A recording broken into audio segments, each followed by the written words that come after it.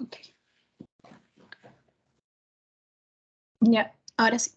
Vamos a empezar con lo que es tumores óseos y de partes blandas. Y esto, una parte ya la han visto, creo, en lo que es oncología, cuando vieron sarcomas. Es como un recordar, la verdad. Estos temas ya que vienen son más como...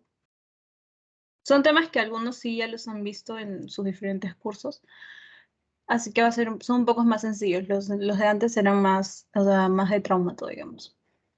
Ok, en lo que es tumores, el objetivo de oncología del tratamiento siempre va a ser que ustedes puedan curar la enfermedad o que se pueda controlar, disminuir la mortalidad y también aumentar la sobrevida del paciente. Para esto ustedes tienen que, cuando veamos tumores, tienen que pensar en varias cosas. Tienen que pensar en qué edad tiene su paciente, porque según edad van a haber diferentes frecuencias, ¿ok? También tienen que pensar en el sexo, tienen que pensar en la localización del tumor. Puede estar en la diáfisis, metáfisis o epífisis. Hay clasificaciones de acuerdo a eso. Hay algunos tumores que se van a presentar más en las epífisis que en la metáfisis o en la diáfisis. También tienen que ver lo que es la morfología y los patrones que den los tumores. Hay ciertos tumores que van a dar lo que es reacción perióstica, que eso lo han visto en diagnóstico por imágenes, si no me equivoco. Y de acuerdo a eso van a poder ustedes caracterizar el tumor y reconocer qué tumor es el que tiene su paciente. O sea, siempre que vean tumores van a tener que pensar en todo eso. ¿Ok? Cuando tengan, ¿por qué la edad? Porque cuando tengan, ¿dónde lo pongo acá? Cuando tengan un paciente menor de 40 años, ustedes van a tener que pensar en que sean tumores óseos primarios. Voy a poner. Acá lo vean. Tumores óseos primarios. ¿Ok? ¿Qué es primario? Primario es que el tumor, digamos, empezó en el hueso. ¿Ya? Eso es un tumor primario. Cuando vean en adultos mayores de 40 años, digamos, ustedes ya piensan en metástasis. De cualquier otro lado de tumor primario, no sé, puede ser un cáncer de mama, un tumor en la mama, puede dar metástasis al hueso. Eso es más frecuente en mayores de 40 años. Eso es lo que tienen que pensar. ¿Cuál es la edad más frecuente en la que aparecen tumores? En menores de 20 años de edad. Más frecuente en menores de 20 años. ¿Por qué? Porque en los menores de 20 años hay mayor actividad por lo que el hueso está en crecimiento. Entonces hay mayor actividad a nivel de lo que es la fisis, del cartílago de crecimiento, y eso puede generar mayor aparición de tumores por los cambios que hay en las células. ¿Ya? Mayor actividad en la fisis. Listo. ¿Y cuál es el lugar más frecuente del hueso en el que aparecen los tumores? Metáfisis. Lo mismo, porque ahí está la placa de crecimiento, el cartílago de crecimiento, hay mayor circulación y hay mayor probabilidad, como hay mayor cambio celular, por lo que el hueso está en crecimiento, puede haber mayor probabilidad de metaplasia. Entonces es más frecuente la metáfisis que la epífisis o la diáfisis. ¿Ya? Es un poco de epidemia. Acá está. Más frecuente en metáfisis. Igual ya lo vamos a ver después. Luego, ¿qué más le dije que tenían que ver? Tenían que ver el tipo de matriz. Vamos a ver por aquí, vamos a ver aquí. El tipo de matriz. Que es como que de lo que está compuesto el tumor, pónganlo así. ¿Ya? Osteoide, que obviamente es hueso. Puede haber matriz fibrosa, que a la imagen, en diagnóstico van a ver la imagen de vidrio esmerilado. Y puede haber matriz encondral, que va a dar una imagen algodonosa. Esa es cuando ustedes vean su placa, su radiografía. Osteoide, puro hueso, fibrosa, vidrio esmerilado y encondral, algodonoso. ¿Ok? Ya, esto es lo que les dije que tenían que saber. Tienen que ver edad, sexo, tienen que ver el lugar, tienen que ver el tipo de matriz. Y bueno, Aparte del tipo de matriz, lo que es la morfología, que es lo que les dije, las imágenes que pueden dar los tumores. Hay imágenes específicas para ciertos tumores y patrones específicos que les van a ayudar a reconocer qué tipo de tumor es el que tienen ahí. Ahora, pueden ser benignos y malignos. Todo lo que sea benigno termina en oma, ¿ya? Y todo lo que sea benigno termina en sarcoma. Maligno, perdón, termina en sarcoma. Benigno termina en oma, acá, oma. Y maligno, todo lo que termine en sarcoma es maligno. ¿Ya? El tumor puede ser benigno inactivo, benigno activo o benigno agresivo. ¿Ya? Y en los malignos puede ser primario, como les dije, los que nacen ahí en el mismo hueso, secundarios, que aquí en este caso los secundarios son transicionales, que es un tumor benigno que podría pasar a ser maligno, y metastásicos, que son los que vienen de un tumor primario en otra parte del cuerpo. ¿Listo? Ahora, también les dije que según la localización podías tener tumores más frecuentes. Entonces, en la epífisis, por ejemplo, ustedes pueden encontrar un tumor de células gigantes. Esto es una osteomielitis, no es tumor, es una infección, pero bueno, es frecuente en la epífisis y así. En metáfisis, que es lo que es la localización más frecuente, podrían encontrar osteocondromas, osteosarcomas, displasia fibrosa, quiste simple óseo, que es un tumor, es un quiste. ¿Qué más? Encondroma, fibrosarcoma y así. Igual, en la diáfisis, osteomostoide, displasia fibrosa, displasia osteofibrosa y así. No solo son estos, la verdad, son más. Ya, pero esto es más o menos lo que tienen que acordarse. Obviamente los más frecuentes. Aquí vamos a ver los que han tomado en la clase. Por ejemplo, aquí, importantísimo que sepan en tumor las cosas, bueno, las características del osteosarcoma, por ejemplo. Es uno de los más importantes que tienen que aprenderse. Ahora, de acuerdo a... Aquí, vamos aquí. Aquí, vamos a tener lesiones también pseudotumorales, que no son tumores, aquí están los quistes, por ejemplo, pero van a dar, digamos, la clínica de que puede ser un tumor, porque igual vas a ver como que una masita, digamos, ¿no? Entonces están los quistes, los granulomas, y así. ¿Ok? Lesiones pseudotumorales. Esta es una clasificación de la OMS. De ahí vas a tener tus tumores óseos benignos, que ya les dije que son todos los que terminan en OMA. Y los tumores óseos malignos, que van a ser todos los que terminan en sarcoma. ¿Ya?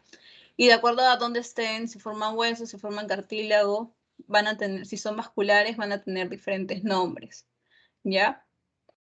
De acuerdo a eso. Los nombres de los tumores en lo que es hueso y tejidos blandos es de acuerdo al tejido que tienen. Por ejemplo, cartílago, condroma, o osteocondroma o condroblastoma. Y en caso de que sea maligno, condrosarcoma. Porque ustedes saben que el prefijo condro te indica cartílago. Y así con todos. Vasculares, angiosarcoma. Igual aquí, hemangioma, linfangioma. De acuerdo a la terminación va de acuerdo al tipo de tejido que invaden, ¿no? Luego vas a tener clasificaciones por el número de lesiones. Pueden ser tumores únicos o pueden ser múltiples. Y lo de la edad es lo que les dije, lo importante aquí. Predilección por la edad. ¿Ya? Predilección por la edad. En menores de 20 años, malignos, más frecuente, sarcoma de Ewing y el osteosarcoma. ¿Ok? Sí o sí. Sarcoma de Ewing y osteosarcoma, lo más frecuente. Entre 20 a 40 años, el osteosarcoma. Entonces, al final, si quieren saber en jóvenes qué tumor es más frecuente, o sea, en menores de 40 años, digamos, qué tumor es más frecuente, sería el osteosarcoma. Menores de 40, porque estamos juntando estos dos grupos. En menores de 20 ya se ha visto que es más frecuente el sarcoma de Ewing, en más niñitos. Pero en jóvenes sí es el osteosarcoma. Más de 40 años, malignos, metástasis, ya les dije, es lo más frecuente. Luego, según la localización, pueden ser medulares, corticales o yuxtacorticales. Estoy hablando del hueso en un plano, digamos, transversal. Porque en un plano longitudinal hablamos de diáfisis, metáfisis y epífisis. Y en el plano longitudinal, epífisis, metáfisis y diáfisis, y lo más frecuente es la metáfisis. También puedes clasificarlo como benigno o maligno según el tamaño, el crecimiento y el borde. Ya saben que lesiones benignas son pequeñas, en este caso menos de 6 centímetros. El crecimiento es lento y sus bordes pueden ser definidos o escleróticos o nítidos. Esto esclerótico, nítido y definido ustedes lo ven en lo que es la radiografía, pues, ¿no? Y en malignas, ya saben que el tamaño es un poquito más grande, más de 6 centímetros. El crecimiento es rápido, es mal definido y no tiene márgenes. ¿Ok? Ahora vamos a pasar a tu diagnóstico y estadificación. El diagnóstico lo haces con tu clínica. La clínica de los sarcomas será tumor, dolor y a veces causaba impotencia funcional. Esas tres eran en lo que hablamos de tumores de tejido óseo y tejidos blandos. ¿Ok? Entonces tienes tu clínica, luego le sacas tu radiografía en 2 planos siempre, donde puedes ver la localización del tumor, sus bordes, si tiene destrucción ósea o reacción perióstica, la matriz del tumor, que ya hemos visto cuáles pueden ser la matriz, y la extensión, ¿ya? Para que tú lo puedas clasificar bien. Ahora, tomografía puedes pedir también, PET scan, pero para seguimiento, resonancia magnética, gammagrafía en caso de que haya metástasis óseas. Por ejemplo, por mieloma múltiple puede haber metástasis óseas y las puedes ver por gammagrafía. Y exámenes de laboratorio. Obviamente el examen clínico, yo les dije la clínica de un tumor primario, pero si fuera una metástasis deberían tener clínica, obviamente, de un tumor óseo y también clínica de que te genere el tumor primario del que proviene, ¿no? Ahora, en destrucción ósea, hay patrones de destrucción ósea. Están acá. Son estos: geográfico, apolillado y permeativo. Esos son los 3 patrones que ustedes van a ver en lo que es destrucción ósea: geográfico, apolillado y permeativo. El geográfico es una lesión lítica. Las lesiones líticas son lesiones de destrucción, generalmente las van a ver así como oscuritas. ¿Okay? El patrón geográfico es una lesión lítica y sugiere una lesión de bordes bien definidos. Aquí vemos el borde bien definido de esta lesión. Y es una lesión no agresiva. O sea, cada vez que ustedes vean un patrón geográfico podrían indicar más que es un tumor benigno. ¿Ok? Sobre todo si el borde es esclerótico. El borde esclerótico es el que se ve así blanquito, radio opaco. Listo, aquí. Borde esclerótico, bien marcado. Y aquí como ejemplos tienes tu encondroma, efecto fibroso cortical, displasia fibrosa y el quiste óseo simple tienen estas características. Luego tienen el patrón de destrucción apolillado, que donde ves múltiples lesiones pequeñas, líticas igual. Las lesiones líticas ya saben que son radiolúcidas, son oscuritas. ¿Ok? Mal definidas. Y esto te va a indicar ya lo que es una lesión agresiva. Frecuentemente es maligna. Aquí tienes tu sarcoma de Ewing, las metástasis, el mieloma, la osteomielitis. ¿Listo? Y por último el permeativo, donde tienes infinidad de mínimas lesiones líticas mal definidas. Muchas, muchas, muchas, muchas. Y son sutiles. Y esto sugiere mayor agresividad. Y aquí casi siempre son malignos. En el anterior era solo agresivo, pero en el permeativo ya es mucho más agresivo, entonces es más probable, muchísimo más probable que sea maligno. Ya que está el sarcoma de Ewing, la metástasis, el mieloma y la osteomielitis. Luego hablábamos de reacción perióstica. La reacción perióstica puede ser continua o unilamelar, que esto te indica más algo benigno. O puede ser interrumpida, que esto ya te indica más algo maligno. ¿Ok? Entonces, en interrumpidas tenemos el multilaminar o en hoja de cebolla. Ustedes cada vez que lean hoja de cebolla tienen que pensar en sarcoma de Ewing. Hoja de cebolla, un paciente joven, menor de 20 años, obviamente sarcoma de Ewing. ¿Listo? También tienen una espiculada paralela. y tienen una compleja en sol naciente. Y eso también se lo tienen que saber. Sol naciente o triángulo de Codman, estas dos te dan para osteosarcoma. ¿Ya? Sol naciente o triángulo de Codman te van a dar para osteosarcoma. ¿Y cuál es sol naciente? Es este que se ve como muchos pelitos. Este de aquí, este es sol naciente. Reacción de sol naciente. ¿Cuál es el triángulo de Codman? Este de aquí. ¿Ven un triángulo aquí? Este es el triángulo de Codman. ¿Listo? Hoja de cebolla para sarcoma de Ewing y complejo de sol naciente. Triángulo de Codman es para osteosarcoma. Ahora, para estadificar tienes que ver tu grado histológico.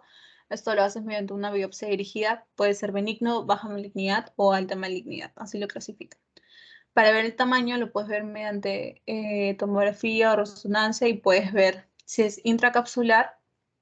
O sea, si imaginemos que ese es el tumor, imaginemos que se queda aquí nomás, dentro de su propia cápsula, dentro de su propio borde. Si es intracapsular con cápsula abierta, si el borde está abierto, tiene una interrupción, o si es extracapsular, que ya invade un poquito más afuera. Y para ver metástasis usas tomografía y gammagrafía también. ¿Ok? Ya está. Ahora vamos a ver tratamiento. ¿Ok? Va a haber un equipo de tratamiento en todo lo que es cáncer siempre. ¿Listo? Tienes un tratamiento quirúrgico. Quirúrgico que puede ser intralesional, una resección marginal, una resección ampliada de 2 centímetros de la cápsula, o sea, tienes tu tumor, mides 2 centímetros a los alrededores y recién resecas, digamos, toda esta parte. Le dejas 2 centímetros de margen. O una reducción radical con cirugía de conservación, que en este caso sería como una amputación. ¿Listo? Vamos a ver esto. Ya. Ahora, y también tienes tu tratamiento con quimioterapia. ¿Y alguien sabía qué hacía la quimioterapia en los tumores? Bueno, en este tipo de tumores, ¿qué hace la quimioterapia? ¿O en qué caso puedes usar quimioterapia? ¿Alguien lo recuerda de oncología? Sí, de oncología.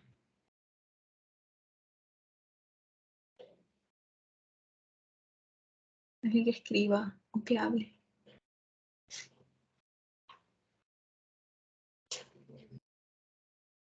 Estamos aquí.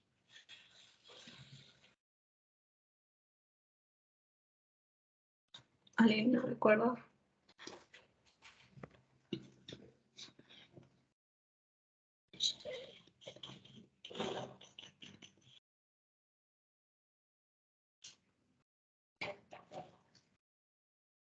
La quimioterapia generalmente, la quimioterapia generalmente la usaban cuando tenías tumores irresecables. ¿Se acuerdan? Tumores muy grandes. Entonces, ¿qué hacía la quimioterapia? La quimioterapia reducía el tumor, ¿ya? El tumor, o sea, reduce el tamaño del tumor. Vuelve a un tumor irresecable, un tumor muy grande que tú no le puedes quitar por cirugía, lo vuelve resecable y lo vuelve operable. ¿Ok? También va a limitar la extensión del tumor. ¿Ok? Reduce el tumor y limita su extensión. Para esto usas la quimioterapia. Ahora sí, vamos a ver los tumores, digamos, más los que deben conocer. Entre estos, los más importantes yo les diría que son osteosarcoma y sarcoma de Ewing. Y creo que debían saber un poquito también de las metástasis, como para saber qué es más frecuente. Y sarcoma de Ewing. Ay, ahora sí. Y sarcoma de Ewing. Ya está. Ahora sí. Ahora, vamos primero al osteosarcoma. Ya habíamos visto que era en menor, en 20 años más frecuente, ¿ya? A los 20 años es más frecuente. 20 años. Es más frecuente en varones, o sea, jóvenes. ¿Alguien de 16 años también puede tener frecuente los osteosarcomas? Sí, también. Jóvenes. ¿Ya? Jóvenes es más frecuente. Varones también. Ocurre en sitios de crecimiento rápido. Y sitio de crecimiento rápido, como habíamos visto, era la metáfisis. Es más frecuente en metáfisis. También estaba en el gráfico, estaba en la parte de metáfisis. Listo. La clínica. Con clínica te va a venir un paciente con osteosarcoma, con dolor progresivo. Y la característica de este dolor es que puede ser nocturno. ¿Ya? Dolor progresivo nocturno. Características del osteosarcoma en general, lesión metafisiaria, ya saben, en metáfisis es lo más frecuente. De ahí puede haber lesiones salteadas. Listo. Y lo característico del osteosarcoma es la reacción perióstica. Habíamos dicho que era en triángulo de Cotman o sol naciente. Sol naciente. Esas son las tres características de osteosarcoma. La metáfisis puede ser salteada y que tenga dolor nocturno, digamos, que sea joven y que en la imagen se vea la reacción perióstica en sol naciente o con triángulo de Cotman, ya es osteosarcoma. Puede ser secundario también a una enfermedad de Payet, a radiación, a una osteomielitis crónica, a procesos benignos, a infartos o a osteogénesis imperfecta. Vamos a seguir con el condrosarcoma. De 40 a 60 años primarios y de 20 a 40 años van a ser secundarios, más frecuente, digamos. ¿Ya? Localización del osteosarcoma, no, perdón, cambiamos, del condrosarcoma, proximales mayoría. Proximales. Ocurre más en lo que son varones. ¿Ok? ¿Y con qué clínica te viene alguien con condrosarcoma? Igual, con dolor progresivo. Progresivo, tiene evolución lenta y, bueno, viene con la masa. El condrosarcoma es un hallazgo incidental. Ya vamos a ponerlo aquí como característica. Hallazgo incidental. Un hallazgo incidental es cuando tú haces imágenes y lo encuentras, pero en realidad eso no era lo que tú estás buscando. Te estabas haciendo las imágenes por otro motivo, pero lo encontraste. Ese es un hallazgo incidental y eso pasa con el condrosarcoma muchas veces. Y en la imagen, ¿cómo lo vas a ver? Vas a ver de característica que tiene la matriz algodonosa y que tiene un moteado central. Ajá. Y aquí está. Vamos a ver los dos que hemos visto. Esto es el osteosarcoma. Aquí hay reacción en triángulo de Cotman y aquí se ve reacción en sol naciente. Y este de aquí, con matriz algodonosa, que ven que parece un algodón y que está moteadito a nivel central, esto es un condrosarcoma. Osteosarcoma, condrosarcoma. Ok, ahora el sarcoma de Ewing, que igual era súper frecuente en niños, menor de 20 años, vimos que tenía como el 60%. Ya, sarcoma de Ewing. ¿Dónde ocurre más el sarcoma de Ewing? En diáfisis y metáfisis. Ocurre más en varones. Y el sarcoma de Ewing es interesante porque si te das cuenta, la clínica que te da es clínica de inflamación. O sea, una osteomielitis. Tú podrías hacer el diagnóstico diferencial con osteomielitis. Te da fiebre, te da eritema, te da edema y te da flebosis también, el sarcoma de Ewing. Aparte de esa clínica, igual te puede dar dolor insidioso. Puede elevar, aparte de elevar los leucocitos, que también es como que más signo de infección, eleva el PCR y eleva el BCG. ¿Cómo lo diferenciarías pidiendo tu placa? En la placa, ¿tú qué vas a ver? En la placa vas a ver una lesión destructiva en la diáfisis, que podría ser, vimos que podría ser el apolillado, el permeativo, el patrón de destrucción ósea, podría ser el apolillado o el permeativo en la diapo anterior. También, ¿qué más tenía de característico el sarcoma de Ewing? La reacción perióstica. Este caso es capas de cebolla, que es laminado, ya multilaminado. Y aquí vamos a poner que afecta a huesos planos y es raro el compromiso de gran parte del hueso. Listo, eso es del sarcoma de Ewing. ¿Y cuál es el sarcoma de Ewing? Ese de aquí. Y aquí está. Esto es como que una capita, otra capita, otra capita, otra capita, y esa es la reacción perióstica en placas de cebolla, en capas de cebolla. Luego está el tumor de células gigantes, que es un tumor agresivo local, pero es benigno, o sea, es de clasificación podrían ponerle un benigno intermedio, ya. Tiene una imagen geográfica, el patrón de destrucción geográfico, que habíamos visto que ese era el más benigno, ¿no? Bien definido, no va a invadir a partes blandas. O sea, si hasta ahorita tiene un comportamiento benigno, si se dan cuenta. Imagen geográfica, bien definido y no invade partes blandas. Tiene una clasificación por grados de Campanacci. Grado 1 sería inactivo, 2 activo o intracompartimental y 3 ya es cuando se comporta como sarcoma, o sea, como maligno. Puede dar metástasis y puede malignizarse. El tratamiento en 1 y 2 son resecables, o sea, cirugía.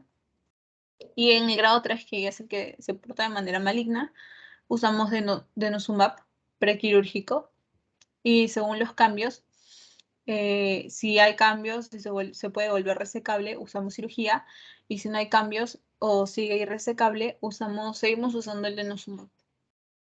¿Ok? Cambio cirugía y sin cambios irresecable, denosumab. Listo. Luego de esto vamos a tener las metástasis. Ya, metástasis líticas y escleróticas. Ya vimos que líticas era la imagen, digamos, en negro, radiolúcida, ¿ok? Y esclerótico es la imagen en blanquito, que es una imagen radiopaca. Ya, imágenes líticas te van a dar las metástasis de riñón, de pulmón, de pulmón y de tiroides. Ya, esas te dan imágenes líticas, las de aquí, por ejemplo. Las de la letra A. Y las escleróticas te van a dar la próstata y mama, que son las de aquí, las de la letra B.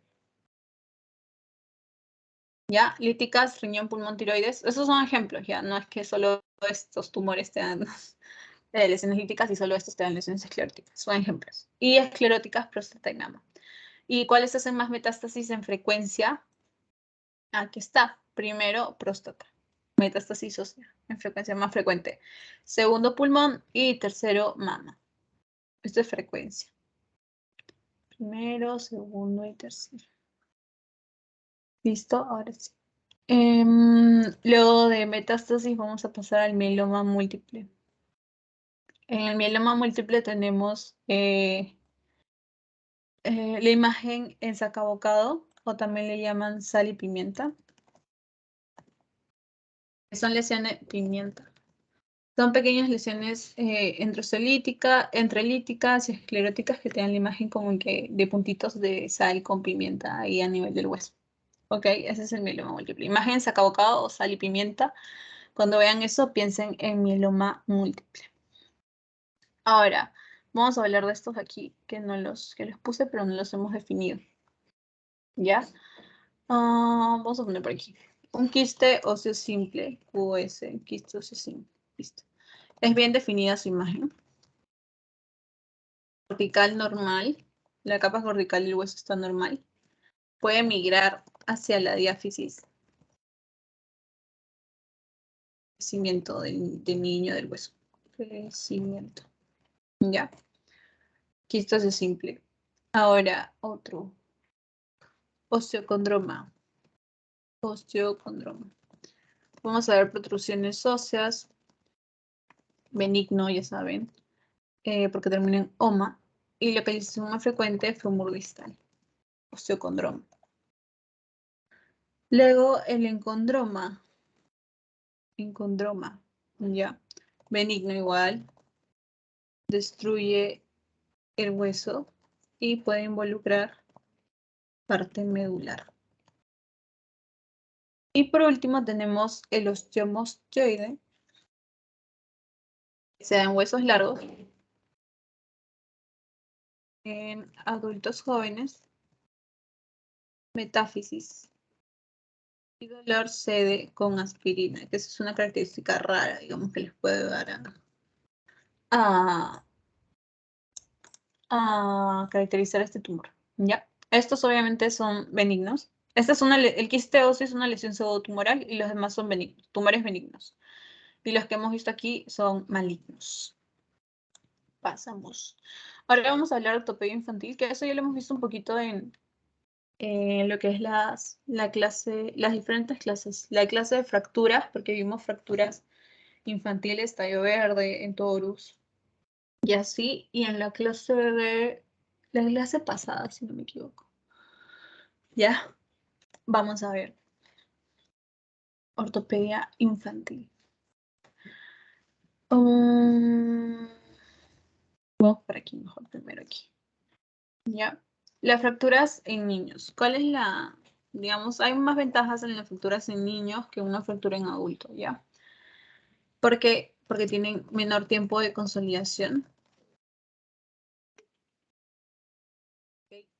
Pero pueden generar alteraciones en el crecimiento. ¿Qué ocurre en el cartílago? Porque ustedes saben que hay del cartílago de crecimiento. Pues. En la metáfisis, en la fisis, si ocurre ahí la fractura o si daña esa parte de la fractura, puede generar alguna alteración del crecimiento. Y bueno, los niños también van a tener mejor remodelación ósea por lo mismo, porque el hueso está en constante remodelación, por lo que todavía son niños. ¿Ok? Estas son, digamos, características de fracturas en niños. Ahora, las fracturas pueden ser completas o incompletas. Completas son las mismas que hemos visto en lo que es fracturas en general de adultos. ¿Ya? Simples, pueden ser transversas, oblicua, también hemos visto que podría ser espiroidea, en caso de simple. De ahí hay otro tipo que es el del tercer fragmento, o también le llamamos ala de mariposa. También puede ser segmentarias o con minutas. Son las mismas que hemos visto en fracturas normales. Ya, esas pueden tener los niños. Fracturas completas, estas aquí. Vamos a... Ya, fracturas completas. Así. Y en incompletas vamos a tener las características de los niños, que ya habíamos visto. Incurvación diaficiaria o deformación plástica también le dicen. Tallo verde. Y también se llama en botón, en caña de bambú o torus. ¿Ya? Esas son las tres incompletas. Fracturas completas ya saben que son las que cruzan ambas corticales, digamos, parten el hueso en dos.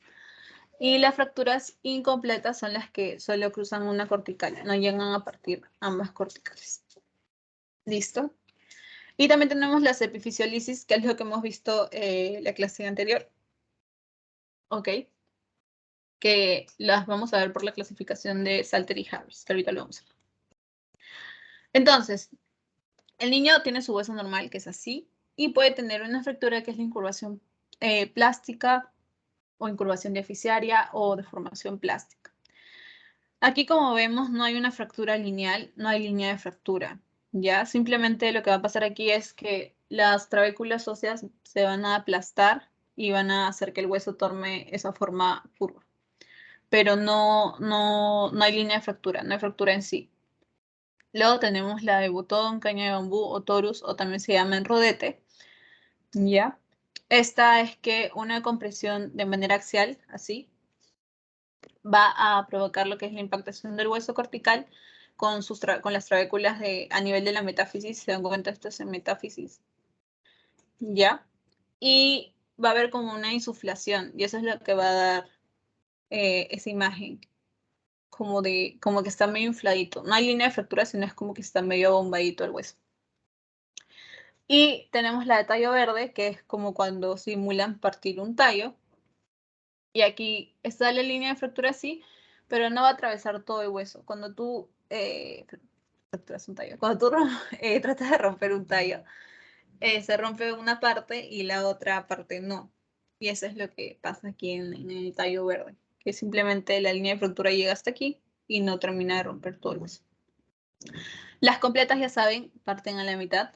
Y las epifisiolisis son las que pasan aquí a nivel de metáfisis y epífisis.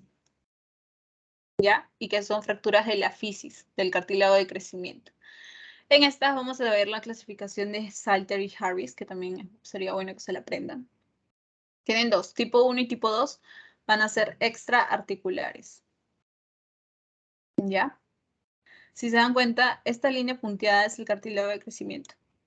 ¿Ok? Y no lo van a afectar. 1 y 2, por eso se llaman extraarticulares. ¿Cuál es el tratamiento? Una reducción cerrada e inmovilización. Nada más. Tipo 3 y tipo 4 ya son articulares porque ya afectan el cartílago de crecimiento aquí. Y aquí también. ¿Ya? Fracturas articulares y que tienen que hacer reducción cerrada o puedes hacer reducción abierta y síntesis con agujas o tornillos, que esto ya es quirúrgico. Y tipo 5 son difíciles de ver en radiografía, pero las tipo 5 habíamos dicho que era un aplastamiento. Estas flechitas indican que es un aplastamiento, se aplasta el cartílago de crecimiento, por eso es difícil verlo en fractura. ¿Ya? Y aquí se tratan las secuelas. Entonces, tipo 1 y 2, las extraarticulares. En la 1 hemos visto que solo hay separación de la fisis. Se separa el hueso del cartílago de crecimiento. Separación de la fisis. Fisis es cartílago de crecimiento. ¿Ya? En la tipo 2 hemos visto que hay separación de la fisis, pero también hay una fractura, que es esta línea de aquí. Fractura metafisiaria. Entonces tienes separación de la fisis más fractura. Acá vamos a poner separación de la fisis. Y en tipo 2 tienes separación de la fisis más fractura de la metáfisis. En tipo 3 tienes separación de la fisis igual, porque se separa, pero más fractura, ya no de la metáfisis, sino de la epífisis, que se está aquí, la fractura de aquí. ¿Ya? Y aquí tienes separación de la fisis en la 4 y hay una lesión. Lesión de la fisis más fractura de metáfisis y fractura de epífisis. Y en 5 ya habíamos visto que era aplastamiento de la fisis. ¿Ya? Esos son tus 5 tipos de Salter y Harris. ¿Ok? Ahora vamos a pasar aquí. Ay. Aquí. Ya. En la clínica hay síntomas y signos en fracturas que pueden ser, ¿cómo decirlo? Constantes, pero no determinantes. O sea, que pueden aparecer, son frecuentes los síntomas, pero que no te determinan una fractura. Pueden ser, hay síntomas determinantes que sí te determinan fractura, pero que no son frecuentes. Y hay síntomas que no son ni frecuentes ni determinantes. Espera un ratito porque...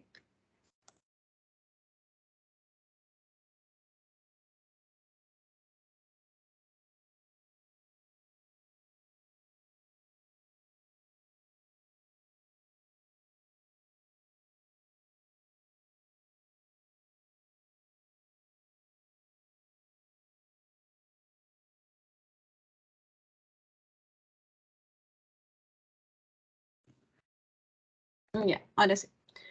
Ok, entonces aquí en rojito les puse los determinantes, pero no constantes. Determinante de fractura está la deformación,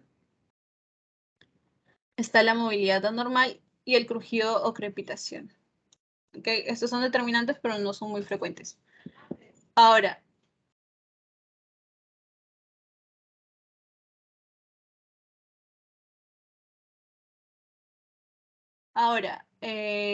seguimos con los constantes, los que son frecuentes,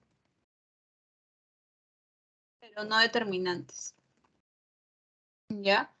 Estos podrían ser el antecedente de un accidente traumático, el dolor, la tumefacción y la disfunción. Y ahí tienes los que no son constantes ni determinantes. Aquí están las equimosis, el chasquido y así. Obviamente los determinantes son los que más te deben importar porque son los que te van a determinar que esa es una fractura. Ya. El diagnóstico haces una radiología comparativa. Pides radiografía del miembro que está afectado y también del miembro no afectado para que puedas comparar. ¿Ya? Y el tratamiento puede ser farmacológico, puede ser reducción con anestesia, inmovilización y rehabilitación. Ahora vamos a ver cada tipo. Fractura en tallo verde. Las fracturas en tallo verde ya dijimos que eran incompletas. Se rompe solo una cortical, no se rompen las dos. Y se ocurre más en huesos deficitarios finos y con corticales muy delgadas. Y aquí están el antebrazo. Está la muñeca. Voy a ponerlo así. Voy a ponerlo antebrazo. Bueno, bien. Muñeca y clavícula. Son esos tres. Antebrazo, muñeca y clavícula. Y de tratamiento, una reducción cerrada bajo anestesia, más inmovilización con aparato de yeso por a 6 semanas. ¿Ya? Esto es tallo verde. Antebrazo, muñeca y clavícula. Y reducción cerrada con inmovilización con aparato de yeso por 4 a 6 semanas. Fractura completa puede ser no desplazada o desplazada. El tratamiento de la fractura no desplazada es solo inmovilizar. Y el tratamiento de la fractura que está desplazada, o sea, que se ha movido, que esa es la fractura, digamos, no desplazada puede estar así, igual está la línea de fractura, pero mantiene, digamos, la posición normal. Pero una desplazada puede estar así. Entonces, lo que tú tienes que hacer primero es reducir y luego inmovilizar. En niños no se van a usar las placas, las famosas placas que se usaban, las placas osteosíntesis en los adultos, porque el hueso está en crecimiento y lo pueden dañar. ¿Ya? Ahora, hay otra lesión que no es una fractura, sino es una subluxación, ¿ya? Que se llama pronación dolorosa o codo de niñera, que también es importante que lo sepa. Ok, esto ocurre entre los 2 a 6 años y es una subluxación de la cabeza radial. ¿Listo? ¿Qué clínica te puede dar esto? Te da dolor e impotencia funcional el antebrazo en prono. O sea, así. No. Supino, prono. ¿Ya? Dolor e impotencia funcional del antebrazo en prono. Eso es lo que te da la pronación dolorosa, por eso se llama así, o codo de niñera. Hay diferentes maniobras de reducción. Está la pronación forzada y la supinación e inflexión. ¿Cómo pasa esto? ¿Cuál es el mecanismo de lesión de esto? Es que, no sé si han visto que a veces ¿cómo se dice? Jalan a los niñitos como colgándolos del brazo. Generalmente los agarran así nomás de la muñeca y los cuelgan. ¿Ya? Y eso es lo que va a generar que ocurra esta subluxación. Por eso se llama codo de niñera también. ¿Ya? Entonces, en maniobras de reducción tenemos la supinación forzada, la pronación forzada y la supinación y flexión. Y apenas tú reduces la luxación, se va a recuperar la función de pronación y también va a calmar el dolor. O sea, simplemente tienes que reducir, nada más, volverlo a su lugar. Y en algunos casos se podría utilizar cabestrillo, pero no hay necesidad, por ejemplo, de inmovilizar con yeso, no, porque simplemente esto se va a calmar con la reducción. ¿Ok? Entonces aquí tenemos primero la maniobra de pronación forzada. Se agarra el codo del niño y se sujeta el pulgar sobre lo que es la cabeza del radio. Se rota de manera interna el antebrazo al tiempo que se extiende o flexiona y se ejerce una presión sobre la sobre la cabeza del radio y eso es lo que genera que el brazo vuelva bueno, la cabeza radial vuelva a su lugar. Y la maniobra de supinación y flexión, igual, del mismo modo, sujeta el examinador el codo del niño y coloca el pulgar igual sobre la cabeza del radio. Luego rota de manera externa con esta flecha, ya no interna, sino externa, el antebrazo al tiempo que hace una tracción. Ya rota y jala.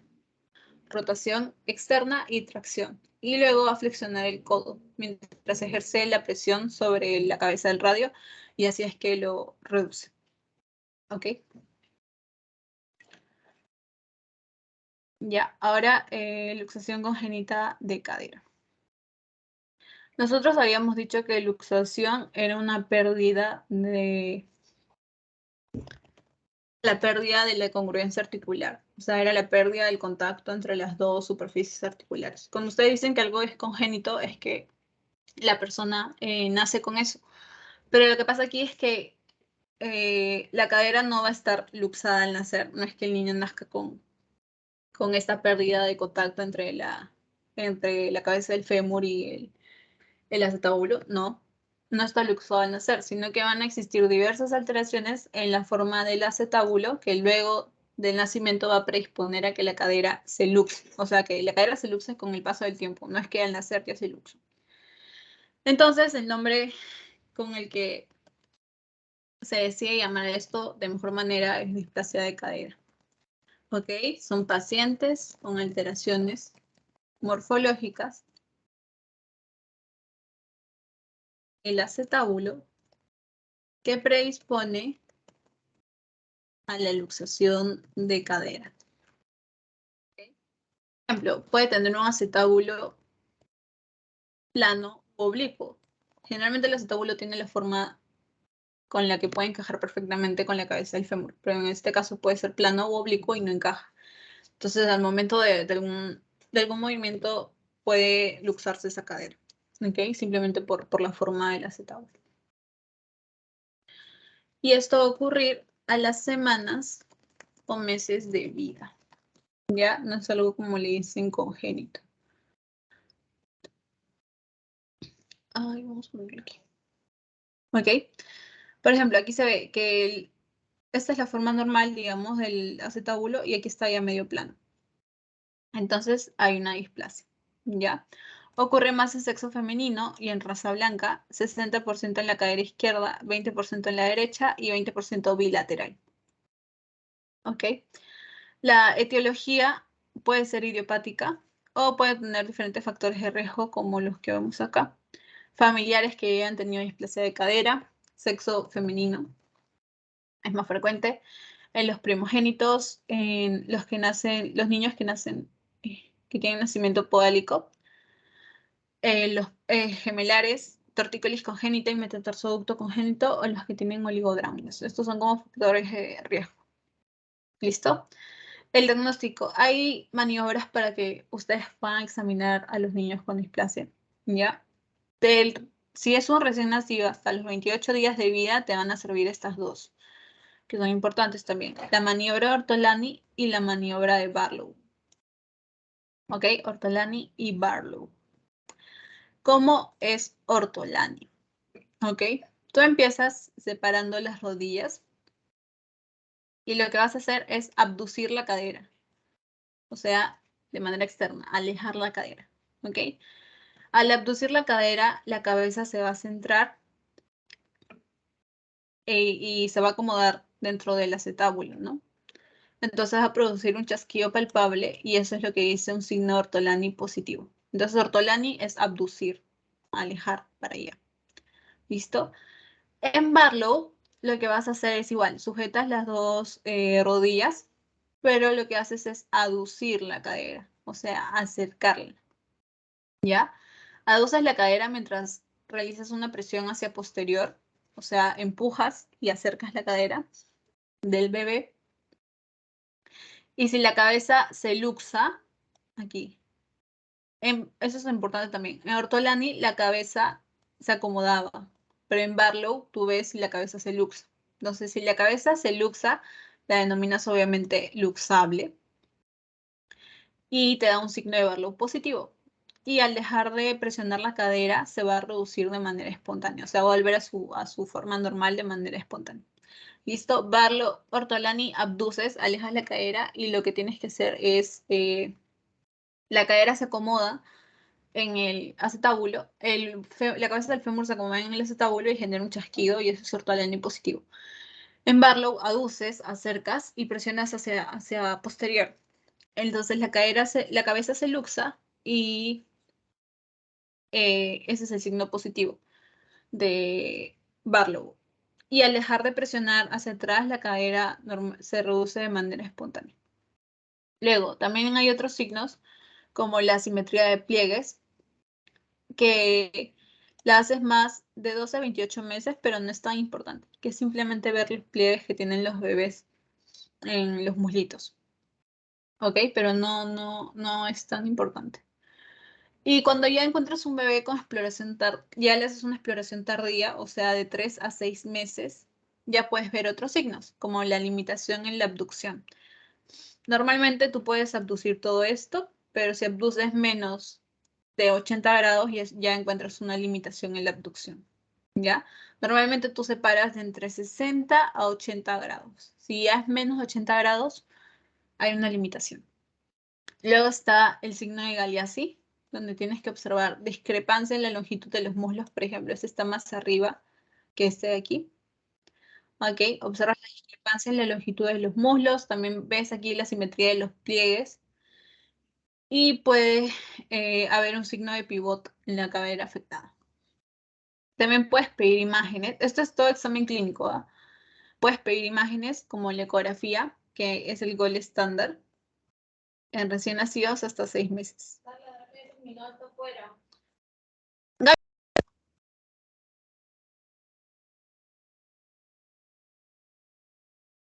La ecografía de recién nacido hasta 6 meses.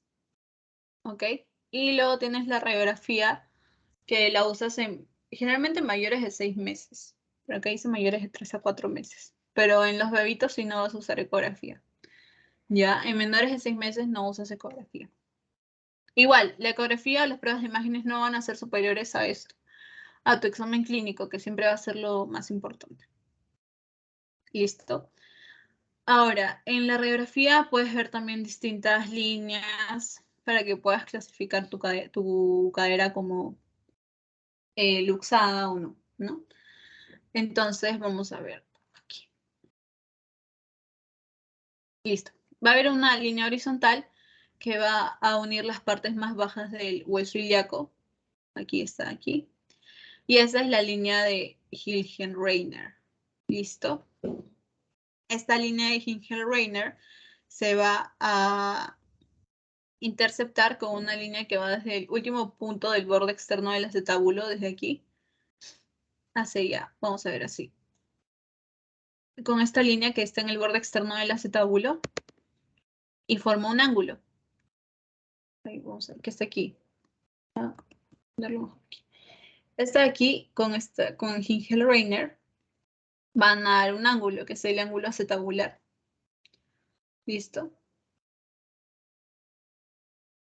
Ángulo acetabular. Luego de esto vas a tener también, conforme aumenta la edad, este ángulo va a ir disminuyendo, ¿ok? Ahora, luego vas a tener la línea de Perkins, ya tenemos Hilgenreiner, ángulo acetabular, y ahora nos falta Perkins, que es esta línea vertical de aquí. Okay. Línea vertical de Perkins. Listo. Y luego vas a tener el arco de Shenton, que es una línea imaginaria que va a ir por el borde interno del fémur proximal.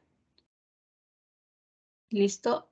Y se continúa con el borde interno de la rama iliopubiana. Esta línea punteada es el arco de Shenton. ¿Ya? Entonces todo esto se llama esquema de Hilgenreiner, perdón, esquema Ombredane o de Perkins. Vamos a ponerle aquí el título. Ombredane o Perkins. ¿Okay? Que eso es lo que ustedes tienen que observar al momento que hagan su radiografía. Esquema de Ombredane o de Perkins. ¿Y por qué es importante esto? Porque se va a dividir esto en cuadrantes. ¿Ok? Vas a tener un cuadrante, con este mejor, un cuadrante superior externo, cuadrante superior, obvio a ambos lados, ¿no? Un cuadrante superior interno, un cuadrante inferior interno y un cuadrante inferior externo, ¿no? Y normalmente, ¿dónde debería estar tu cabeza de fémur? en el cuadrante inferior interno. Aquí. Esto es lo normal, cuadrante inferior interno. Pero cuando hay displasia, aquí está, normal, cabeza femoral en cuadrante inferior interno. Cuando está subluxada, puede aparecer acá, en el cuadrante inferior externo. Y cuando está luxada, ya se va hacia arriba, superior externo o superior interno. ¿Ok? Normal, cuadrante inferior interno, subluxada, cuadrante inferior externo, luxada, cuadrante superior externo o interno. ¿Ok? También, ¿qué otra cosa te indica luxación? Un arco de Shenton interrumpido te indica luxación.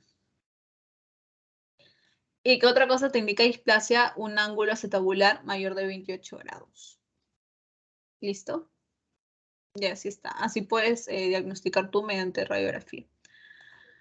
Ahora, luego de ver diagnóstico, pasamos al tratamiento, que va a ser distinto de acuerdo a la edad de tu paciente. Depende de la edad, de si la cadera es reducible y de la estabilidad de esa reducción y el grado que tenga de displasia el paciente. ¿Ok? Entonces, en recién nacidos, a 6 meses, vamos a dar arnés de Pavlik. Esto mantiene caderas en abducción. Está indicado en cadera completamente reducible y en niño que no intenta pararse. Seguimiento, le damos seguimiento cada 1 o 2 semanas.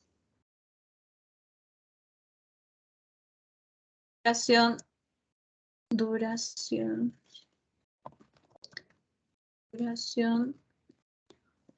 hasta estabilidad de la cadera. Era más 3 meses adicionales. ¿Listo? Aquí está. Arnés de Pavlik, seguimiento cada, esto es en recién nacido a 6 meses. Seguimiento cada 1 o 2 semanas, duración hasta la estabilidad de cadera con 3 meses adicionales. Ahora sí. Ahora, de 6 meses a 1 año, reducción cerrada. Vamos a poner RCA, reducción cerrada, más espica, que es como un tipo de yeso, ¿ya? Y eso está indicado en fracaso después de 3 semanas de arnés de Pavlik. Tú usas 3 semanas de arnés de Pavlik y si fracasó, ya puedes pasar a usar esto, reducción cerrada con espica. De 1 a 5 años, los 12, vamos a poner aquí. Aquí ya es quirúrgico, ¿ya? Quirúrgico. ¿Qué usas? Reducción abierta. Puedes usar osteotomía. Osteotomía con acortamiento de fémur. O acetabuloplastía con injerto. Que esto es prótesis, obviamente, ¿no? Con injerto. Y luego tienes los mayores. En mayores lo que haces es esperar a edad adulta. Y puedes hacer artrodesis, que es fijar la cadera, que lo haces en jóvenes. O artroplastía, que ya es prótesis. Y lo haces en mayores, que ya tienen menos actividad. ¿Ok? Listo. Igual aquí hay un gráfico donde puedes ver, de acuerdo a que aumenta la edad y aumenta la deformidad, los tratamientos se van haciendo más invasivos. Primero empiezas con reducción cerrada, luego ya puedes usar reducción abierta, luego reducción abierta con reducción pélvica abierta y osteotomía femoral, y una reducción abierta con osteotomías pélvicas y femorales. ¿Ok? Conforme aumenta la edad, aumenta la deformidad, ya los tratamientos son más invasivos. Ahora, infecciones osteoarticulares. Aquí vamos a tener 3. La osteomielitis, la artritis séptica y lo que es la tuberculosis osteogénica. Listo. Entonces, tenemos osteomielitis hematógena. Aquí, obviamente, esto es por una infección, por bacterias, va a haber vasodilatación, que como clínica te va a dar el rubor y el calor. Los leucocitos van a salir al torrente sanguíneo, van a haber tejidos infiltrados y exudado del leucocito y líquido, que eso es lo que te va a dar el signo del tumor cuando tú veas la lesión en el paciente. Va a haber un aumento de presión en las áreas centrales por lo que es la multiplicación bacteriana y eso es lo que te va a dar el dolor. Va a haber isquemia, va a haber necrosis tisular y puede llegar a haber absceso. ¿Ok? Aquí. Listo. ¿Cuál es el patógeno más frecuente en osteomielitis? El Staphylococcus aureus coagulasa positivo, en un 80%. ¿Dónde más frecuentemente afecta en la metáfisis en el niño? ¿Ya? Ahora, va a tener diferentes fases. Va a tener una fase inicial, una fase intermedia y una fase crónica. Una fase inicial que es inflamatoria, que dura menos de 48 horas. ¿Listo? Como clínica vamos a tener signos inflamatorios. Signos inflamatorios. ¿Ok? ¿Qué signos inflamatorios podemos tener? Dolor agudo, refacción, calor, rubor, donde en metáfisis. Y también síntomas generales de cualquier infección, que son fiebre, escalofríos, malestar general. ¿Listo? En la radiografía el hueso va a estar normal, ¿ya? No van a haber necrosis. Por eso la radiografía no va a ser útil para este diagnóstico inicial porque no hay ningún cambio que te pueda indicar esto, ¿no? Listo. Van a haber signos generales, ya les dije, que pueden indicarte que hay sepsis. Aquí podemos usar un antibiótico endovenoso. Si tenemos al paciente en esta fase con antibiótico endovenoso, podemos controlarlo, ¿no? Luego está la fase intermedia, donde vamos a encontrar dos características, el absceso óseo o el absceso subperióstico. Cuando hay absceso óseo ya no usas antibióticos. No antibióticos. No se usan antibióticos. Cuando hay un absceso, ¿cuál es el tratamiento de absceso? Siempre va a ser drenaje. Drenaje quirúrgico. ¿Ok? Drenas quirúrgicamente. Si el absceso, como está en la metáfisis, va a perforar la cortical y la pus va a levantar el periósteo, se forma un absceso subperióstico cuando ya afecta el periósteo. ¿Listo? En radiografía vamos a ver rarefacción ósea o separación del periósteo. En fase crónica tenemos 3 imágenes: secuestro óseo, involucro y las fístulas osteocutáneas. En lo que es el secuestro óseo va a marcar el inicio de la fase crónica. Vamos a poner aquí, inicio de la fase crónica. ¿Listo? Este absceso óseo que tenías aquí va a dañar la circulación endóstica, la circulación interna del hueso. Entonces, también se va a privar la circulación, a lo que es la cortical y como que va a morir, ¿no? El periósteo que se separa de la cortical va a envolver este secuestro óseo, ¿ya? Ahora, luego se forma el involucro, que se forma nuevo hueso a partir del periósteo resistente a la infección. O sea, va a haber el absceso óseo va a afectar la circulación y solo una parte del periósteo, digamos, se va a ver afectada, ¿ya? Entonces, el periósteo que está normal es el que va a formar nuevo hueso y eso es el involucro. El pus puede atravesar vamos a poner aquí involucro como característica, nuevo hueso, ¿ya? El pus puede atravesar las partes blandas y luego ir al exterior y generar las fístulas osteocutáneas, ¿ya? Pus al exterior.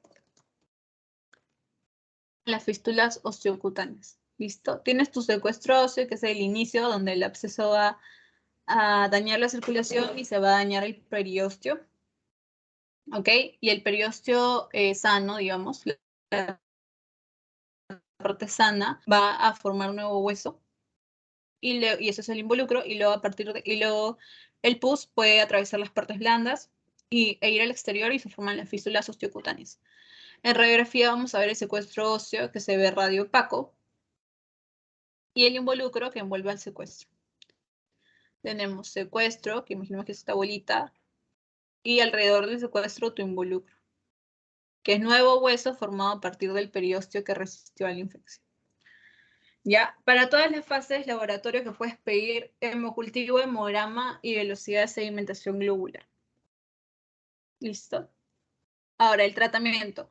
Como dije, en la fase inicial, lo que puedes usar es la antibiótico-terapia, si te va a funcionar. En este caso se usa cloxacilina endovenosa, 20 miligramos por kilogramo por dosis. ¿Listo? Si mejora y disminuyen los signos inflamatorios, se da este signo, que es signo de la piel del anciano. ¿Ok? La antibiótico-terapia endovenosa se da mínimo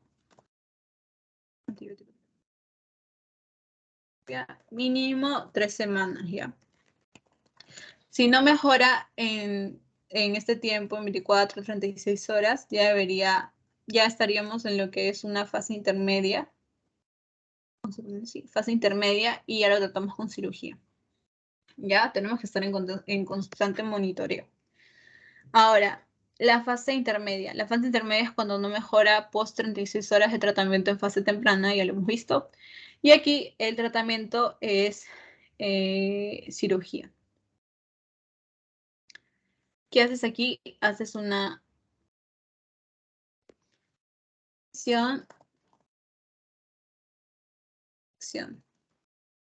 Puedes hacer una apertura del periósteo, haces lavado. Puedes hacer perforación ósea también para buscar tu absceso, porque estás en fase intermedia. Si hay pus, haces una irrigación continua con cloruro de sodio para limpiar eso, ¿ya? Tratamiento quirúrgico, fase intermedia. Y en la fase crónica, cuando ya estés en una fase crónica, lo que haces es una descompresión quirúrgica del área y también puedes hacer irrigación continua. Igual con cloruro de sodio. ¿Ok? Si tienes secuestro libre, lo quitas, ¿ya? Eso se llama exéresis. ¿Ok? Si tienes secuestro fijo, lo dejas, ¿ya? Porque si lo retiras, como está fijo, hay posibilidad de que tú hagas una fractura patológica. Y no queremos eso. ¿Ok? Y como el involucro está sosteniendo o envolviendo al secuestro, lo que haces es una secuestrectomía, se llama. Y ahí quitas todo. ¿Listo? Ya. Ahora vamos a pasar a tu artritis séptica. ¿Ok? En niños, esta artritis séptica va a ser una emergencia. El cartílago aquí puede no estar regenerado, no puede que no regenere, hace una destrucción progresiva y puede generar una pérdida de función. Por eso es importante también. La artritis séptica puede ser causada por osteomielitis. O sea, la osteomielitis te puede dar artritis séptica. ¿Ya? Y ocurre en articulaciones que tienen metáfisis intraarticular, como es la cadera, el hombro o el tobillo, que vamos a poner aquí. Cadera, hombro, tobillo. ¿Listo? Con metáfisis intraarticular. Ahora, es una urgencia médica. Ya dijimos que podía ocasionar una disfunción en la articulación si hay un retraso mayor de 48 horas. Sí, en clínica, depende del lugar. Puedes tener un dolor en la cadera, en la ingle, en el muslo, en la rodilla, o sea, un dolor en la articulación. Y en la misma articulación también puedes tener edema, puedes tener eritema y aumento de la temperatura, ¿ok? En la articulación que va a estar afectada. Y también puedes tener la limitación funcional. ¿ya? Entonces tienes dolor, eritema, edema, aumento de la temperatura, o sea, calor, y limitación funcional también ahí en tu articulación. Como signos generales, síntomas generales, puedes tener fiebre, escalofríos y nada más. De ahí vas a tener que examinar tu líquido sinovial. La mayoría de casos es por estafilococo. ¿Listo? Como examen auxiliar puedes usar tu hemograma, una velocidad de sedimentación globular. En radiografía puedes ver un aumento de las partes blandas y también puedes ver subluxación o luxación. Y tienes que hacer tu punción articular, ¿ya? Punción articular. En la punción articular, aquí líquido sinovial, vas a encontrar leucocitos mayores de 50.000, polímeros nucleares mayores de 75% y tienes tu Gram y tu cultivo positivo, obviamente.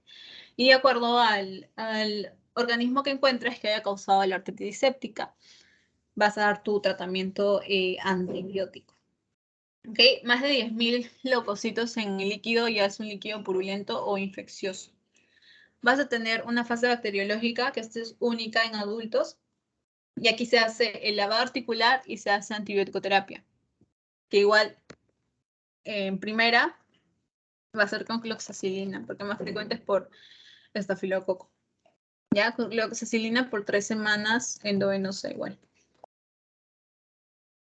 Y luego tienes una fase inmunológica donde el cartílago ya va a ser avascular y hay mayor destrucción. Si existen ambas fases se llama anquilosis, que es la pérdida de la articulación. El tratamiento es derivar a artrotomía, antibiótico-terapia, minimizar la destrucción inmunológica porque es la que te lleva a la pérdida de la articulación. Si hay necrosis no puedes hacer ortesis y en adultos se hace una artropunción, cultivo y antibiótico-terapia. Antibiótico-terapia específica para el germen que hayas encontrado, ¿no? Luego está la tuberculosis osteoarticular, ¿ya? La mayoría van a ser lesiones múltiples. La mayor diseminación en tuberculosis osteoarticular es por vía hematógena o también puede ser secundaria a un foco primario activo o que esté latente o indirecta a través del hueso subyacente, ¿ok? ¿Cuál es el riesgo? Es como el riesgo de TB, que ustedes ya lo deben haber visto varias veces. Más en inmunosuprimidos, en alcohólicos, en adictos a drogas y en una zona económica baja, ¿ya? Hay sinovitis, como dice aquí en la fase inicial, vamos a ponerlo aquí porque me dice, sinovitis, la de la fase inicial es 100% tratable, ¿ya?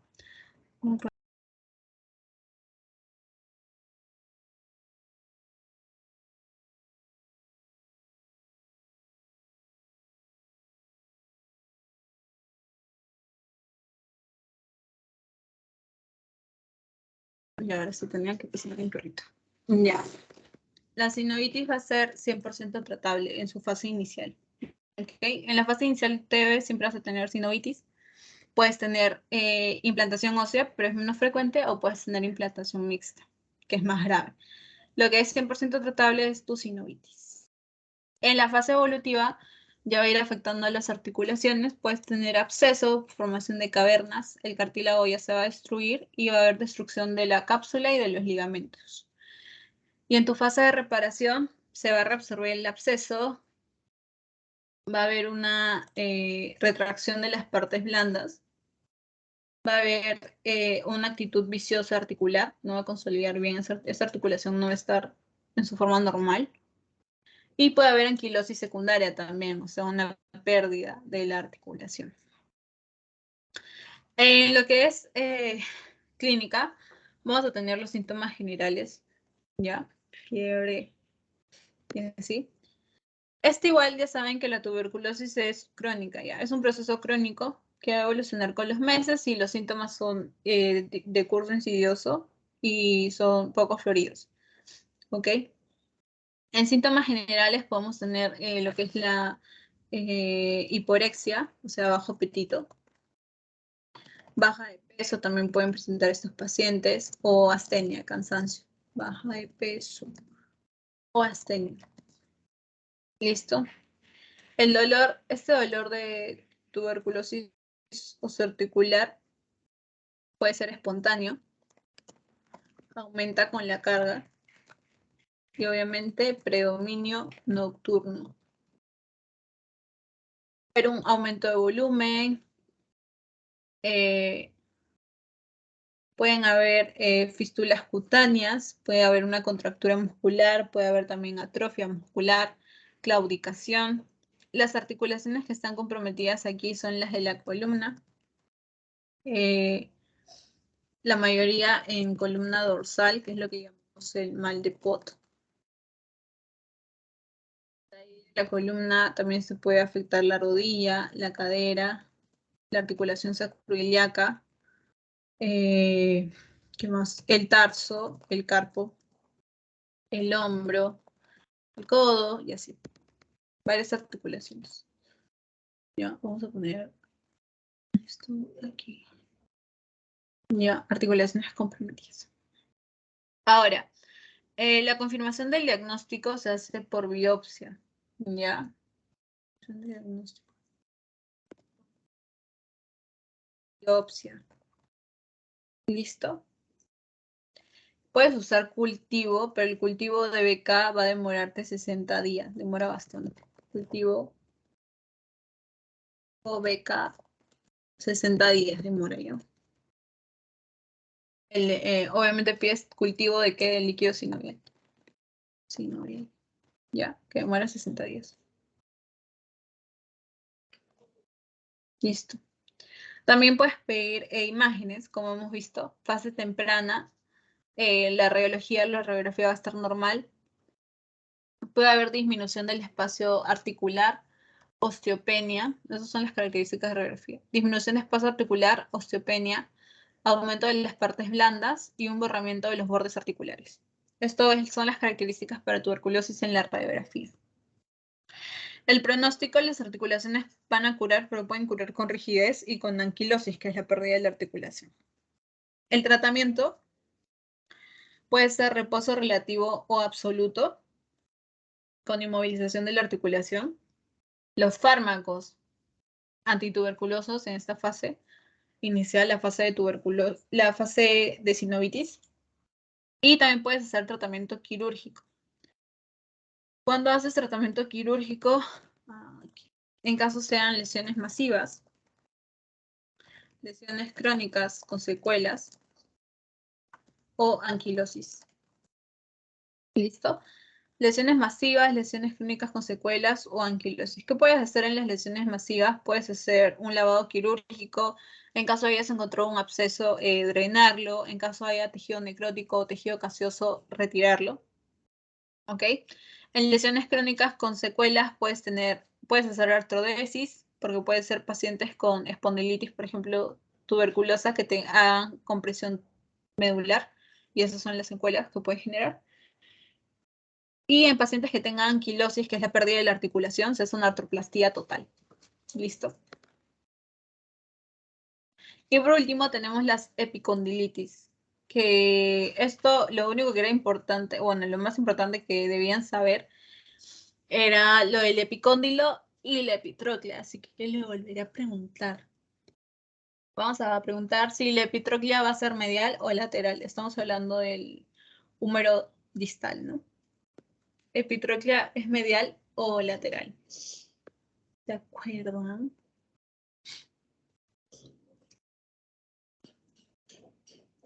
¿Se acuerdan?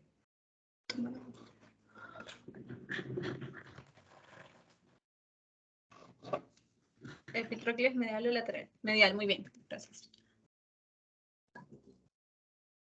Es medial, entonces cuando ustedes tengan epicondilitis van a afectar los epicóndilos, obviamente.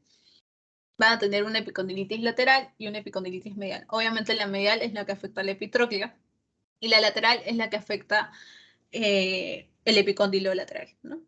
Vas a tener músculos insertados ahí. Los del epicóndilo eran los extensores y los de la epitroclea eran los flexores. Entonces ya vas a ver qué músculos se afectan. ¿Ok? Entonces es una ambas son tendinopatías por sobreuso. Ya uno afecta extensores, que es la lateral, y otro afecta flexores, que es la medial. ¿Ya? La lateral se llama codo del tenista y la medial se llama codo del golfista también. ¿Cuáles son los músculos más afectados extensores? O sea, primero hablamos de la lateral, ¿ya? ¿Cuáles son los músculos más afectados? El extensor radial corto y el extensor común de los dedos. ¿En qué edad es más frecuente? De 30 a 50 años y por enfermedad laboral. Es igual tanto en hombres como en mujeres, no hay diferencia. ¿Qué enfermedades laborales se pueden dar esta epicondilitis o codo del tenista? Obreros que realizan esfuerzos repetitivos.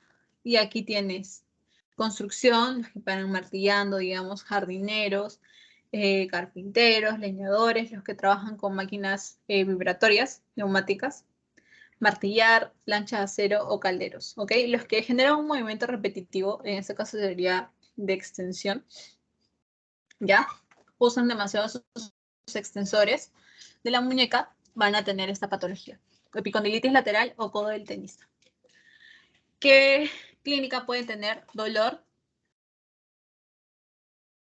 debilidad para, obviamente este dolor va a ser, como es lateral, en la cara lateral, ¿listo? Del codo, ¿ok? Vas a tener debilidad para coger y levantar los objetos, ¿ok?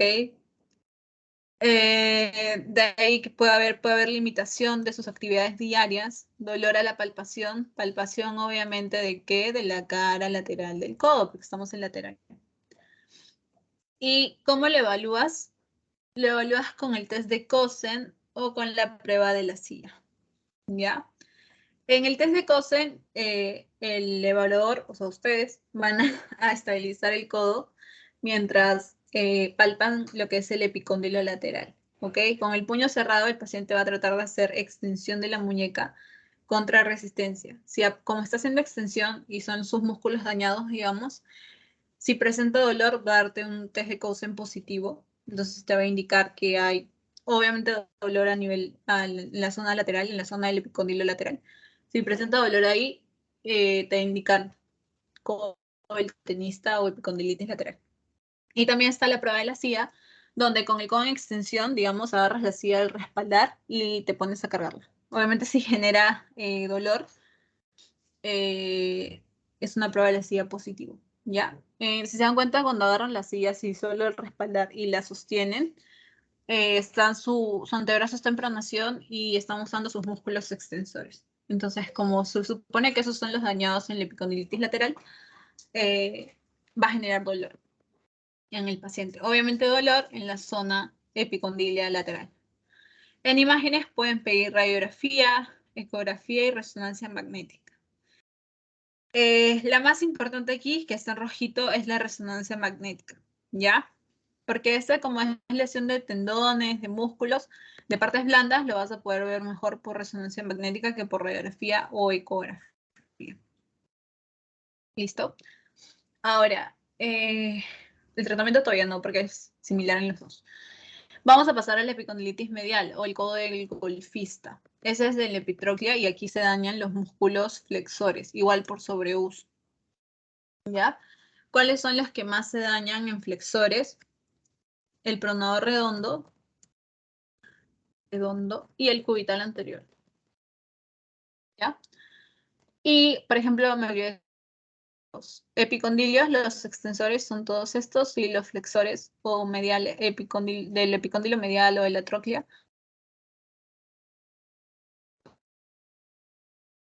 son pronador redondo y cubital anterior. En edad de 40 a 60 años, igual por trabajos manuales repetitivos, y va a afectar a la extremidad dominante. Esta es menos frecuente que la epicondilitis lateral, ¿ya? Vamos a poner aquí más frecuente. Más frecuente epicondilitis lateral. La medial no es tan frecuente. ¿Listo? Ahora, ¿qué síntomas va a generar? Dolor e hiperalgesia, pero ya no en la cara lateral del codo, sino en la cara medial del codo, porque es ahí donde está dañado. Va a haber una pérdida de fuerza prensil de la mano, ¿ok? Pérdida del rango de movimiento articular del codo afectado. Vamos a poner aquí. Pérdida de rango articular del codo. Ya, Draco. Pérdida de rango articular del codo. Y también debes evaluar el nervio cubital lesionado, porque la mayoría va a tener atrapamiento del nervio cubital. O sea, debes evaluar clínica del nervio cubital. ¿Listo? Igual, puedes usar radiografía, ecografía o resonancia magnética. Lo mejor es la resonancia magnética. ¿Ya?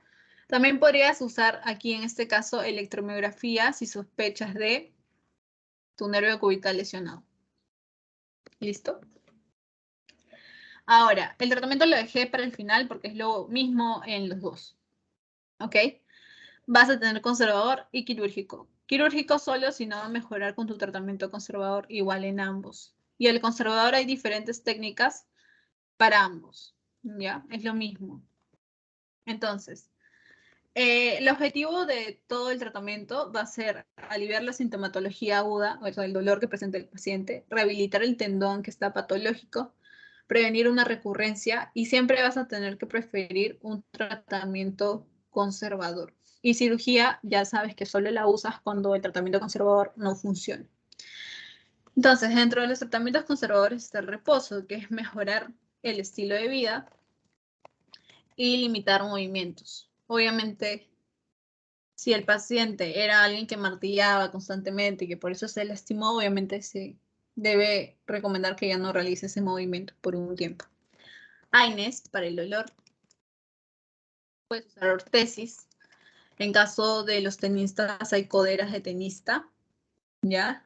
Que producen presión y hacen que relaje esa parte del codo y aparte liberan la tensión, ¿ya?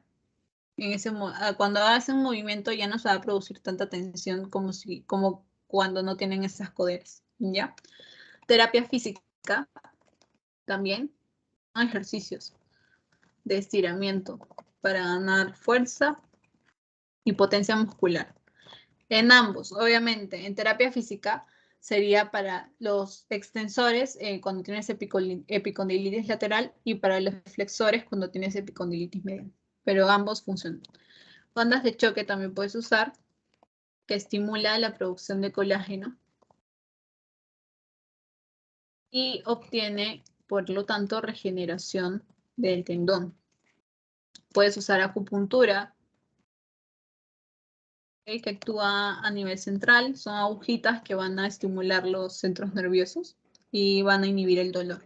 Ya eso es como analgésico, la acupuntura. También la toxina botulínica, que paraliza los músculos y disminuye, por lo tanto, la tensión sobre el tendón.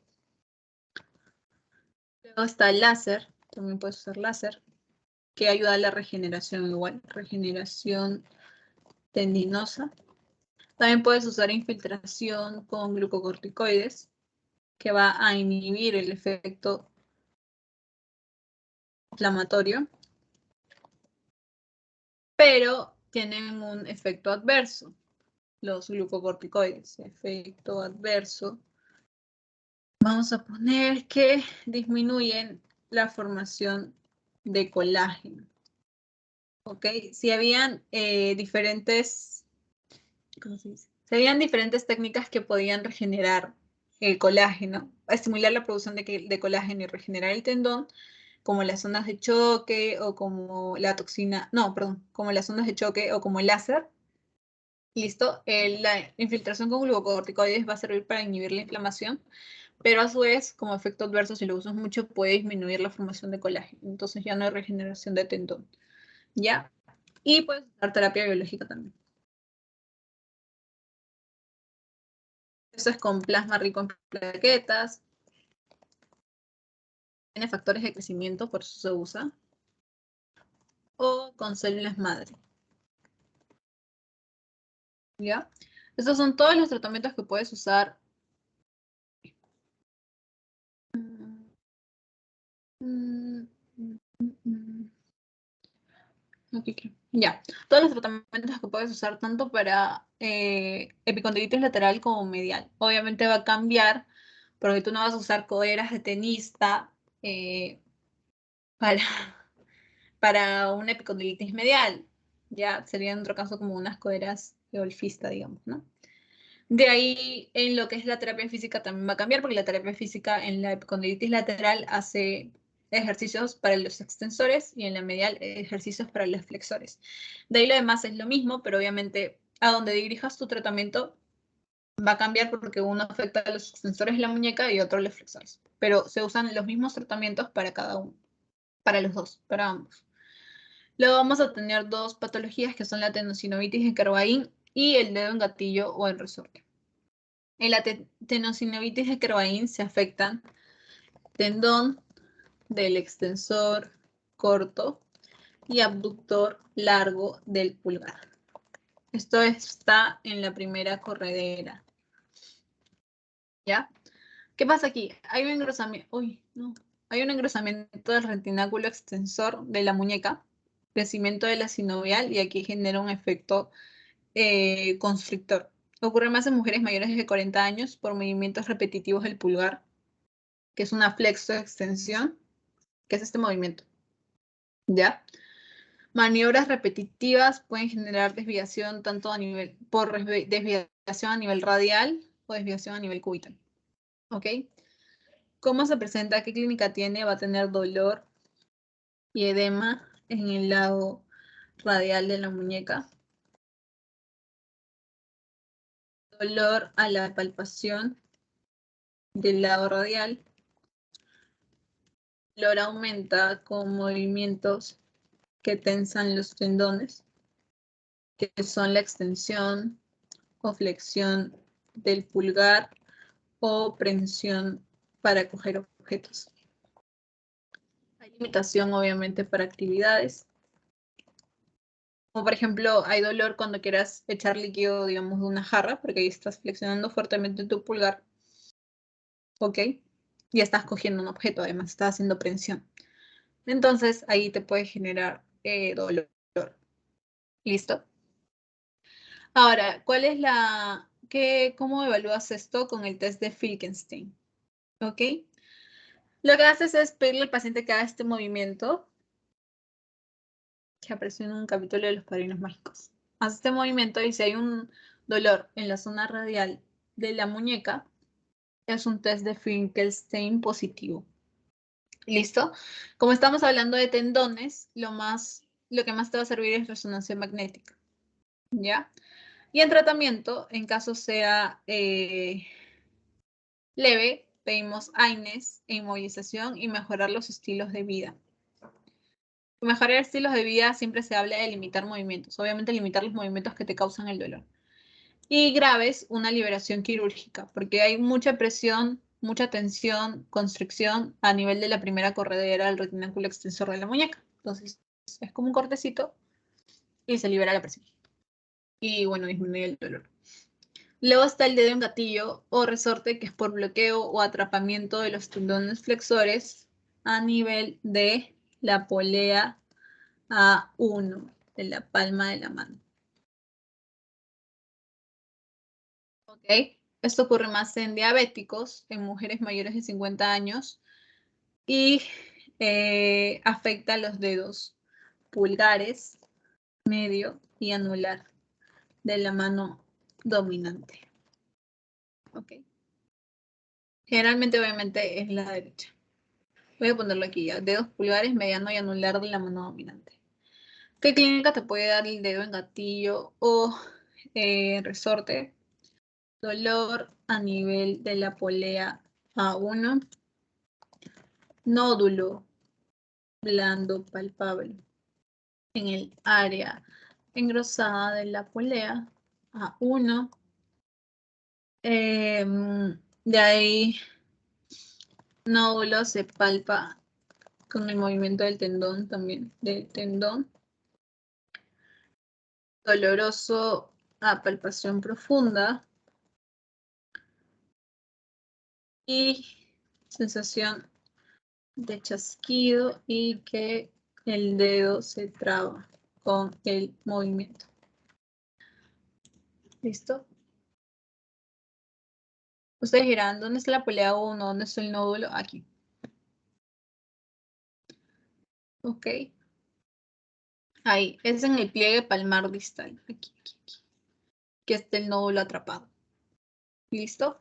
El tratamiento, ¿con qué lo haces? Tratamiento... bueno, primero, para que examines, hay un examen que va a inducir al paciente al resorte, al efecto resorte. Por eso es que se llama dedo en gatillo o en resorte. Lo que haces es pedirle al paciente que cierre con fuerza el puño y que luego extienda los dedos por completo. Y debe haber como que se queda así, ¿no? Es como un resorte, como está en la imagen. ¿Listo? Con AINES e infiltración o quirúrgico con una liberación percutánea, que es una liberación abierta. ¿Ya? Entonces, eso sería